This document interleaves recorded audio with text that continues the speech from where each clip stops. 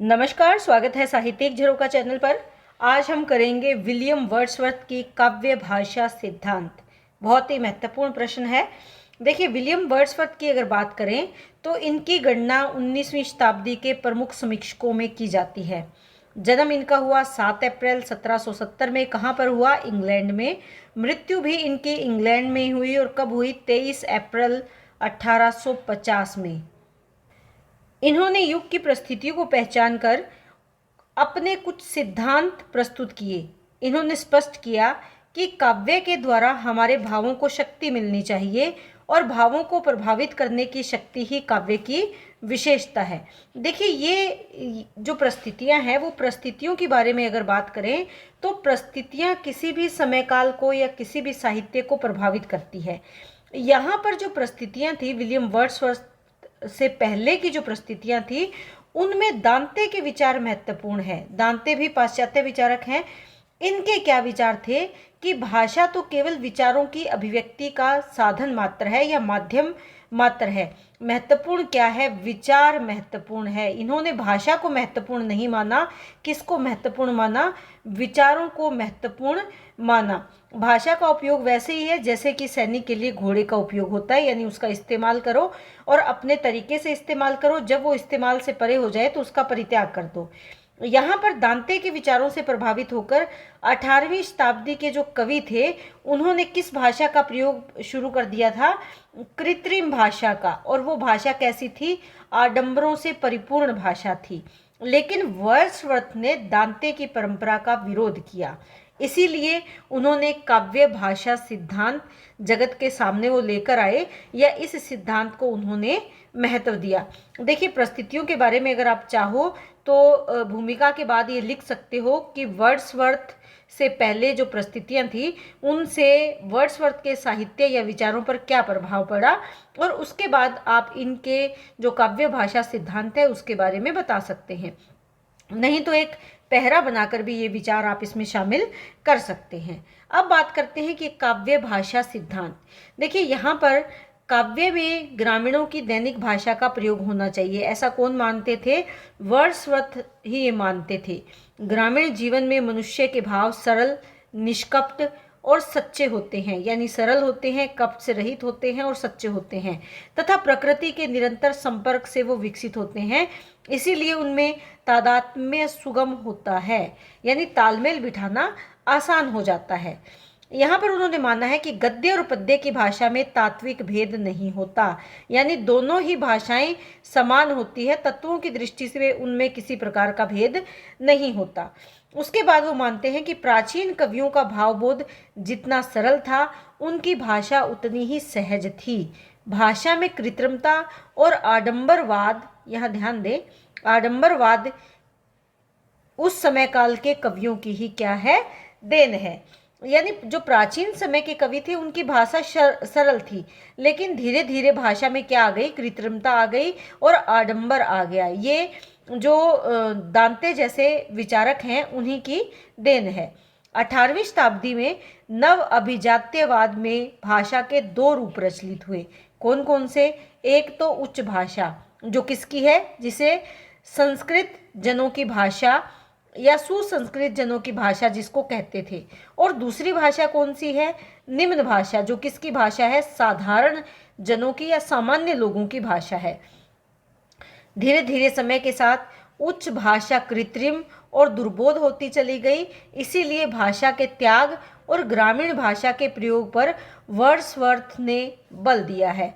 यानी धीरे धीरे जो उच्च भाषा थी, देखिए यहाँ पर सामान्य बात उन्होंने बताई है कि 18वीं शताब्दी का जो समय काल था उसमें दो भाषाएं थी, एक उच्च भाषा और दूसरी कौन सी है? निम्न भाषा। धीरे धीरे जो उच्च भाषा थी ये कठिन होती चली गई और निम्न भाषा ने काव्य का स्थान ले लिया, लेखन का स्थान ले लिया। क्यों? क्योंकि वो सामान्य लोगों में ज़्यादा प्रचलित होती चली गई। और जो वर्ड्सवर्थ है उन्होंने भी तो इसी बात पर बल दिया कि भाषा कैसी होनी चाहिए? ग्राम्य भाषा होनी चाहिए या साधारण भाषा होनी चाहिए काव्य के लिए। इसके बाद बात करें कि वर्ड्सवर्थ का काव्य भाषा सिद्धांत क्या कहता है। वो कहते हैं कि जब भी कोई काव्य रीति रूढ़ हो जाती है तभी उसके प्रति किसी महान साहित्यकार की प्रतिभा विरोध का स्वर ऊंचा करती है। वर्ड्सवर्थ का स्वर अपने युग की ऐसी ही रीतिबद्धता के प्रति विद्रोही रूप में व्यक्त हुआ। जैसे हमने यह विचार किया था कि दांते ने क्या माना है कि भाषा केवल विचारों की अभिव्यक्ति है, और यहाँ पर विरोध किसने किया है? दांते के विचारों का विरोध, या तत्कालीन जो अन्य दांते से जुड़े हुए विचारक थे उनका विरोध वर्ड्सवर्थ ने अपने सिद्धांत के माध्यम से किया है। इन्होंने रीतिबद्धता को अस्वाभाविक माना है। उनका क्या कहना है, ये आप जरूर यहाँ पर ध्यान दें कि मैंने कई ऐसे अभिव्यंजना प्रयोगों को जो स्वतः उचित और सुंदर है बचाया है, क्योंकि निम्न कोटि के कवियों ने उनका इतना अधिक प्रयोग बार बार किया कि उनके प्रति ऐसी अरुचि उत्पन्न हो गई कि उसे किसी कला के द्वारा दूर नहीं किया जा सकता। कि बार ही बार एक ही तरीका, रीतिबद्धता का मतलब क्या है? उसी पद्धति को अपनाना, उसी तरीके को अपनाना।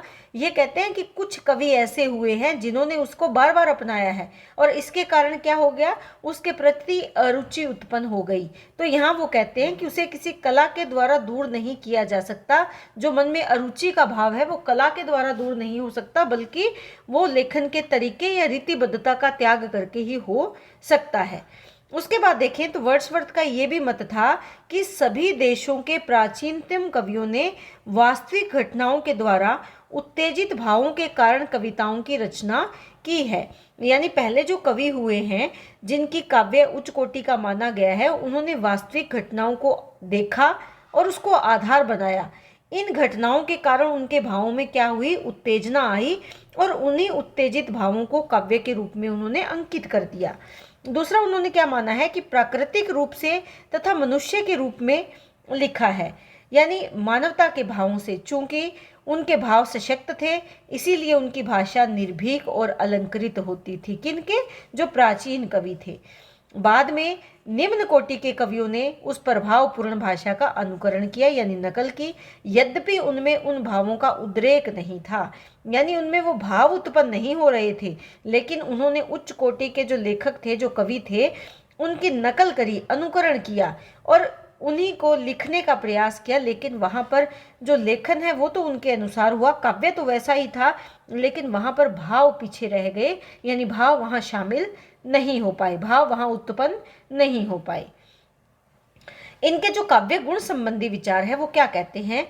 इन्होंने ब्लैक के मत का समर्थन करते हुए कलावादिता को त्याग दिया और काव्य में जवाब एक और जीवन उत्साह को महत्ता प्रदान की। यहाँ पर ध्यान दे, थोड़ी टाइपिंग मिस्टेक है कि और काव्य में भावावेग और जीवन उत्साह को महत्ता प्रदान की। उनके हृदयगत प्रेरणा तथा कल्पना की सूक्ष्म दृष्टि को अधिक महत्व दिया। उन्होंने किसको महत्व दिया? जो हृदय में प्रेरणा का भाव आता है, या कल्पना में जो सूक्ष्म दृष्टि से हम किसी चीज को कल्पित करते हैं, उसको उन्होंने महत्व दिया। उन्होंने भावना को ज्यादा महत्व प्रदान किया, क्योंकि भावना ही कार्य और स्थिति का मूल्यांकन करती है। भावना को महत्व देने से सामान्य जीवन की सहज घटनाओं का चयन किया जा सकता है। देखिए, अगर हम भाव प्रधान होंगे तो हम छोटी छोटी घटनाओं पर भी अपनी भावनाएं व्यक्त करेंगे, लेकिन हम अगर उन घटनाओं को अनदेखा करेंगे, हमारे भाव अगर सोए रहेंगे, तो वो घटनाएं हमारे लिए कोई महत्व नहीं रखेगी। वर्ड्सवर्थ सहजता पर विशेष बल देते हैं, यानी कैसे? सहज लेखन पर। उनका विचार था कि जब कवि काव्य रचना करता है उस समय उसमें सहज भावावेग होता है। इससे पूर्व कवि का मन गहन चिंतन और मनन कर चुका होता है। किस पर? उस विषय पर जिस पर रचना होनी है। वही वृत्तियां मंगलकारी बन जाती है।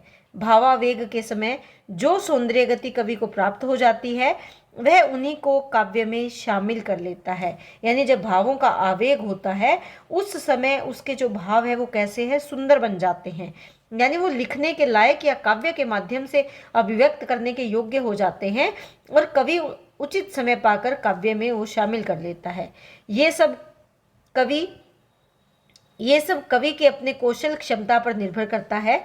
काव्य गुणों में सूक्ष्म निरीक्षण, संवेदनशीलता, कल्पना, चिंतन, पुनः निरीक्षण को इन्होंने आवश्यक माना है। कि जब हम काव्य करते हैं तो उसमें कौन कौन से गुणों को ध्यान में रखना चाहिए? एक तो उन भावों का सूक्ष्म निरीक्षण किया जाना चाहिए। दूसरा, जो भावों की अभिव्यक्ति हो रही है वो उनमें संवेदनशीलता होनी चाहिए। तीसरा जो भाव है वो कल्पनापूर्ण हो, उनमें चिंतन योग्य विचार हो, उनका जब हम भावों की अभिव्यक्ति करते हैं तो पुनः निरीक्षण का कार्य भी वहाँ पर आवश्यक है। किसी भी काव्य में ये गुण होना आवश्यक है, तभी एक काव्य श्रेष्ठ काव्य या समाज उपयोगी काव्य बन सकता है। उसके बाद वो काव्य की भाषा और शैली पर विचार करते हैं। वो कहते हैं कि काव्य शैली को देखिए उनके विचार क्या है कि काव्य की शैली क्या है, अनुपयोगी मानते थे। उनके अनुसार परंपरागत शैली विकृत और बोझिल है। उन्होंने टी.एस. इलियट और एजरा पाउंड, एजरा यहाँ ध्यान दें, एजरा पाउंड का समर्थन करते हुए कहा कि उनकी अपनी भाषा शैली ज़्यादा प्राकृतिक और स्वाभाविक है। वर्ड्सवर्थ ने विशेष काव्यगत युक्तियों का प्रयोग किया, और वो युक्तियाँ कौन कौन सी है? एक तो मानवीकरण का, दूसरा वक्रोक्ति होनी चाहिए। जब हम शैली का प्रयोग करें तो वो मानवीकरण पूर्ण हो, वक्रोक्ति उसमें हो, विपर्य और वैषम्य का भाव उसमें हो। इन सब का उन्होंने क्या किया है? बहिष्कार किया है। उन्होंने क्या कहा कि पौराणिक दंत कथाओं तथा भावाभास आदि को बलपूर्वक काव्य भाषा में नहीं शामिल करना चाहिए। शैलीगत विलक्षणता, दुरारूढ़ कल्पना, अतिशयोक्ति, शाब्दिक चमत्कार, अस्पष्टता आदि का उन्होंने विरोध किया है। देखिए ये क्या मानते हैं, सिंपल सी तरीके से आप इसको समझने का प्रयास करिए। ये कहते हैं कि जो परंपरागत रूप से लिखने का तरीका कवि अपना रहे हैं वो बहुत बोझिल है। कैसा होना चाहिए? ज़्यादा प्राकृतिक और स्वाभाविक होना चाहिए। किसकी तरह? टी.एस. इलियट और एजरा पाउंड का समर्थन उन्होंने किया है। और ये मानते हैं कि जो परंपरागत काव्य युक्तियां चल रही है, जैसे मानवीकरण किया जा रहा है, वक्रोक्ति का प्रयोग किया जा रहा है, विपर्य और वैषम्य का प्रयोग किया जा रहा है, इन सब का प्रयोग नहीं होना चाहिए। इसके साथ साथ उन्होंने ये माना है कि जो पौराणिक समय से दंत कथाएं जो बातें लोगों के द्वारा जो कहानियां कही जाती है, उनमें बलपूर्वक काव्य भाषा का प्रयोग नहीं होना चाहिए, क्योंकि वो दंत कथाएं हैं। इसके साथ साथ ये मानते हैं कि शैली को बहुत ज़्यादा विलक्षण हमें नहीं करना चाहिए। ऐसी कल्पना ना हो जिस तक पहुंचा ही ना जा सके, बहुत ज़्यादा अतिशयोक्ति उसमें ना हो, शाब्दिक चमत्कारों का प्रयोग हमें नहीं करना चाहिए, और जो हम कहना चाहते हैं वो स्पष्ट हो, ऐसी भाषा का प्रयोग ना करें कि भाव अस्पष्ट हो जाएं। इन सब का इन्होंने विरोध किया है। उसके बाद बात करते हैं कि भाषा में छंद का ये क्या स्थान मानते हैं। देखिए इन्होंने भाषा में छंद प्रयोग को आवश्यक माना है। किस लिए? भाषा को सुंदर बनाने के लिए। उनका विचार है कि छंद के कारण ही कवि एक विशेष प्रकार की भाषा का प्रयोग करता है, लेकिन वे मनमाने छंद के प्रयोग के विरुद्ध है। ये मानते हैं कि छंद का प्रयोग उपयुक्त व नियमित होना चाहिए, यानी हमें छंद का प्रयोग उचित तरीके से करना चाहिए। छंद का प्रयोग केवल अपने कौशल को दिखाने के लिए नहीं करना चाहिए, बल्कि किस लिए करना चाहिए? अपने भावों को अभिव्यक्त करने के लिए, क्योंकि ये मानते हैं कि छंद के कारण ही कवि एक नवीन भाषा अपने भावों के अनुकूल उसको प्रयोग कर सकता है। लेकिन अगर इनके विचारों को देखें तो इन्होंने कहीं पर भी इसकी छंद की अनिवार्यता पर बल नहीं दिया कि ये बहुत ज़्यादा ज़रूरी है, ऐसा कहीं पर उन्होंने नहीं कहा, बल्कि उन्होंने अपने भाव व्यक्त करते हुए कहा है कि करुण स्थिति और भावावेग का जितना सफल वर्णन छंद में हो सकता है उतना गद्य में नहीं हो सकता। यानी काव्य के माध्यम से जितना उसका वर्णन किया जा सकता है उतना गद्य के माध्यम से भावावेग या करुण रस को प्रस्तुत या करुण भाव को प्रस्तुत नहीं किया जा सकता। लेकिन जो उस समय के विचारक थे वो वर्ड्सवर्थ के विचारों को उन्होंने ज्यों का त्यों स्वीकार नहीं किया। उन्होंने, जैसे कि इनके मित्र थे कालरिज, उन्होंने ही उनकी मान्यताओं का विरोध किया। फिर भी वास्तविक भाषा का प्रश्न बड़ा ही जटिल और गंभीर बन जाता है, क्योंकि भाषा का कोई निश्चित रूप नहीं बन सकता। प्रत्येक कवि की भाषा और शैली उसके व्यक्तित्व और रुचि के अनुसार होती है। तो हम मान सकते हैं कि इन्होंने छंद को आवश्यक अनिवार्यता नहीं की, लेकिन छंद को भावों के अभिव्यक्ति का माध्यम इन्होंने ज़रूर माना है। इसके बाद देखिए कि जनसाधारण की भाषा के प्रयोग पर बल। इनका जो काव्य भाषा सिद्धांत है वो इसी बात पर बल देता है, जबकि ये खुद इस बात पर हैरान है कि उन्होंने क्यों इस विचार को शामिल किया, क्योंकि उनके स्वयं के काव्य में ये विचार नहीं देखे जा सकते।